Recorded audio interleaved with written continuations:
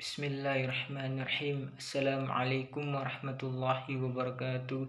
Innal hamdalillah nahmaduhu wa nasta'inuhu wa nastaghfiruhu wa na'udzu billahi min syururi anfusina wa min sayyiati a'malina. May yahdihillahu fala mudhillalah wa may yudlilillahu fala hadiyalah. Asyhadu an la ilaha illallah wa asyhadu anna Muhammadan abduhu wa rasuluhu alladzi la nabiyya ba'da.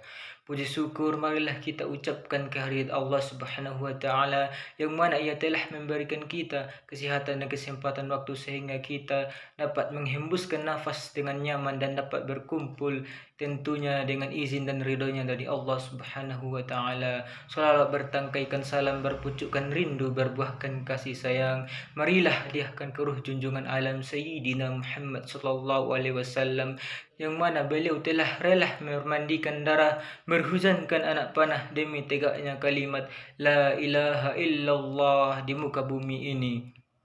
Maka patut dan wajarlah kita sebagai umatnya yang telah diperjuangkannya untuk senantiasa bersolawat kepada beliau. Agar apa? Agar nanti kita termasuk ke dalam golongan yang mendapat syafaat beliau di yaumil akhir kelak. Amin, amin ya rabbal alamin. Hadirin wal hadirat rahimakumullah, jika dibandingkan dengan penguasa alam semesta yaitu Allah Subhanahu wa taala, tentu apa yang kita miliki di dunia ini tidak ada apa-apanya, seperti yang telah tercantum dalam Quran surah Al-Baqarah ayat 185 yang artinya, dan hendaklah bertakbir atas anugerah yang telah Allah berikan. Semoga kalian menjadi hamba yang bersyukur. Bersyukur menjadi perbuatan hati yang mampu membuat banyak orang merasa damai, bahagia, tenang, bahkan tentram. Dengan bersyukur kita akan mendapat kenikmatan serta pahala dari Allah Subhanahu wa taala. Seperti yang Allah sampaikan pada Quran surah Ibrahim ayat 7. Wa ista'azzana rabbukum la in syakartum la azidannakum wa la in kafartum inna azabi lasyadid. Sesungguhnya jika kamu bersyukur, pasti kami akan menambah nikmat kepadamu. Dan jika kamu mengingkari nikmatku, inna azabi lasyadid, sesungguhnya azabku sangatlah pedih. Sebagai makhluk Tuhan yang baik, tentu sahabat muslim semua juga tidak bisa menghitung berapa nikmat-nikmat yang telah Allah berikan. Sebagaimana diterangkan dalam Quran surah An-Nahl ayat 18. Wa in ta'uddu nikmatullahi la tuqsuha. Dan jika kamu menghitung-hitung nikmatku, kata Allah, la tuqsuha, kamu tidak akan dapat menghitungnya. Maka dari itu sudah menjadi keharusan bagi seorang muslim untuk bersyukur kepada Allah Subhanahu wa taala. Karena rasa syukur itu sendiri menjadi bentuk ketaatan kita sebagai hambanya kepada Allah. Dengan bersyukur, kenikmatan yang Allah berikan akan selalu bertambah. Sayangnya masih banyak manusia itu sulit untuk mensyukuri nikmat dari Allah Subhanahu wa taala, dan banyak juga dari kita yang berpikir bahwa nikmat yang Allah berikan itu hanya sebatas nikmat dalam bentuk uang ataupun material saja. Padahal ada banyak sekali bentuk bersyukuran yang bisa kita berikan atas nikmat yang diperoleh. Allah Subhanahu wa taala berfirman di dalam Quran surah An-Nahl ayat 83 yang artinya, mereka mengetahui nikmat Allah kemudian mereka mengingkari, dan kebanyakan mereka adalah orang-orang kafir. Maka janganlah menjadi orang yang kufur terhadap segala yang telah Allah berikan.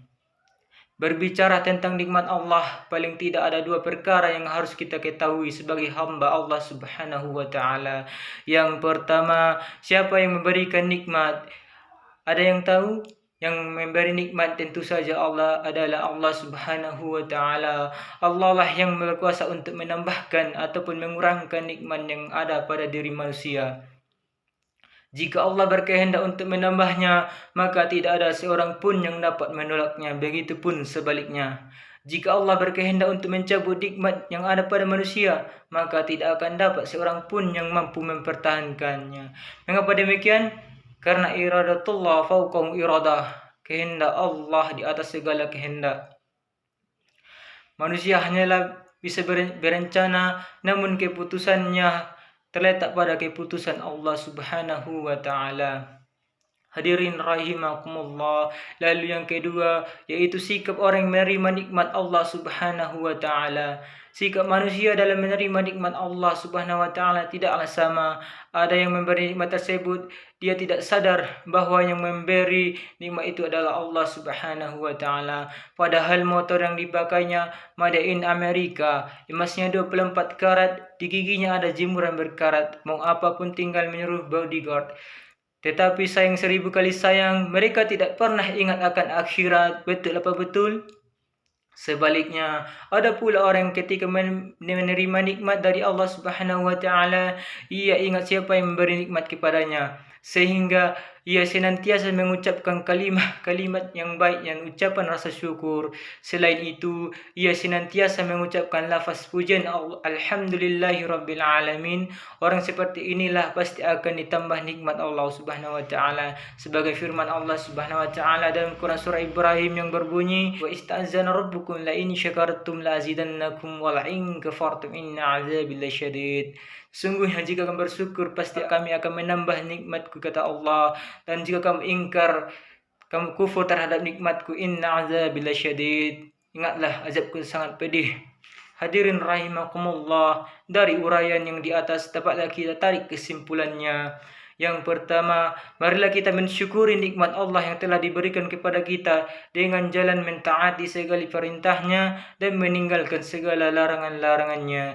Yang kedua, berdasarkan surah Ibrahim ayat 7 di atas, manusia akan ditambah nikmatnya jika ia bersyukur. Namun sebaliknya, ia akan mendapatkan azab jika ia tidak pandai bersyukur kepada Allah Subhanahu wa taala.